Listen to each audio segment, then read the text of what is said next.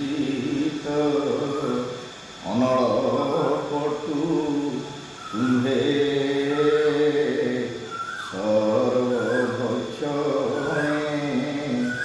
ଦିଅ ହେ ଭସ୍ମ ମୂର୍ତ୍ତେ କରିଏ କ୍ଷଣେ ହେ କରିଏ କ୍ଷଣେ। ପ୍ରଥମ ଟିକେ ବୋଲନ୍ତୁ।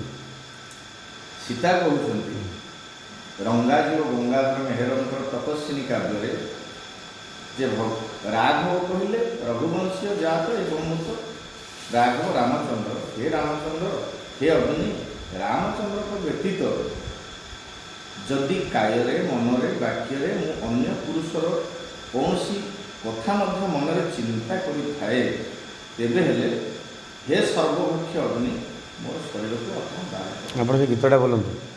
ଗୀତଟା ଆଗ କହିଦେଉଛି ମହାନାଟକ ଶ୍ଲୋକ। ମହାନାଟକ ଶ୍ଲୋକରେ ହନୁମନ୍ତ ଗୋସ୍ୱାମୀ କହିଲେ ମନ ଶିବ ଶିକାଏ ଯେଉଁ ବୋଲୁଥିଲ ପ୍ରଥମ ଜାଗାରେ ସ୍ୱପ୍ନ ସଙ୍ଗେ ଯଦି ମମ ପତି ଭାବ ରାଘବାଦନ୍ୟ ପୁଂସୀ ତଦିହଦାହମ ମାଙ୍ଗ ପାବନ ପାବକେଦମ ତଦୀୟ ଶତ୍ରୁତ ଭାଜା ତମେ ତ ମମ ସାକ୍ଷୀ। ମହାନାଟକ ଶ୍ଲୋକରେ ହନୁମନ୍ତ ମହାରାଜ କହିଲେ ସୀତା କହୁଛନ୍ତି ଯେତେବେଳେ ଅଗ୍ନି ସମାଧିସ୍ଥ ହୋଇଛନ୍ତି ଲକ୍ଷ୍ମଣଙ୍କୁ ନିର୍ଦ୍ଦେଶରେ ଦେଇଛନ୍ତି ସୀତା ଯେ ଲକ୍ଷ୍ମଣ ତୁମେ ଅଗ୍ନିକି ଆଣିକି ଏଠି ସ୍ଥାପନ କର, ମୁଁ ବର୍ତ୍ତମାନ ସତୀତ୍ୱ ପରୀକ୍ଷା ଦେବା ପାଇଁ ଯାଉଛି।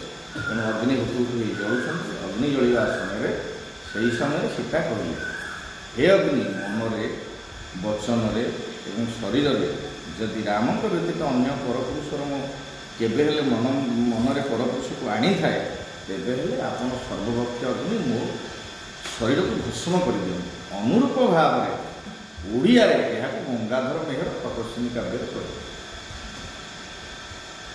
ରାଘବ ବିନା ଅନେ ଯଦି ମୋ ଚିତ୍ତ ପ୍ରେମେ ଆକୃଷ୍ଟ ହୋଇ ଥିବ କିଞ୍ଚିତ ହୋଇ ଥିବ କିଞ୍ଚିତ ଅନଳ ପଟୁ ତୁମ୍ଭେ